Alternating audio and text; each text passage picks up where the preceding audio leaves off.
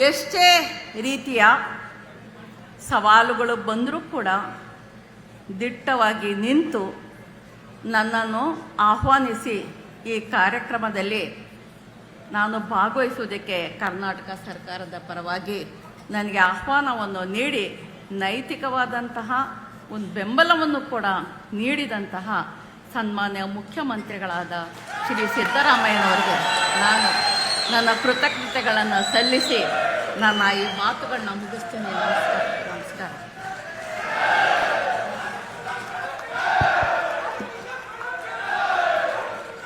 ನಮ್ಮ ಹಾಸನದ ಹೆಣ್ಣುಮಗಳು ತಮ್ಮ ಬರಹದ ಮೂಲಕ ಹೆಣ್ಣು ಮಕ್ಕಳ ಭಾವನೆಗಳನ್ನು ಮನಮುಟ್ಟುವಂತೆ ತೆರೆದಿಟ್ಟು ಅಂತಾರಾಷ್ಟ್ರೀಯ ಬುಕರ್ ಪ್ರಶಸ್ತಿಯನ್ನ ಪಡೆಯುವ ಮೂಲಕ ನಮ್ಮ ಕರುನಾಡ ಕೀರ್ತಿ ಕಳಶಕ್ಕೆ ಮತ್ತೊಂದು ಗರಿಯ ಮೆರುಗನ್ನ ನೀಡಿದಂತಹ ಬಾನು ಮುಷ್ತಾಕ್ ರವರಿಗೆ ಮತ್ತೊಮ್ಮೆ ಜೋರು ಚಪ್ಪಾಳೆಯ ಧನ್ಯವಾದಗಳನ್ನು ಅರ್ಪಿಸೋಣ.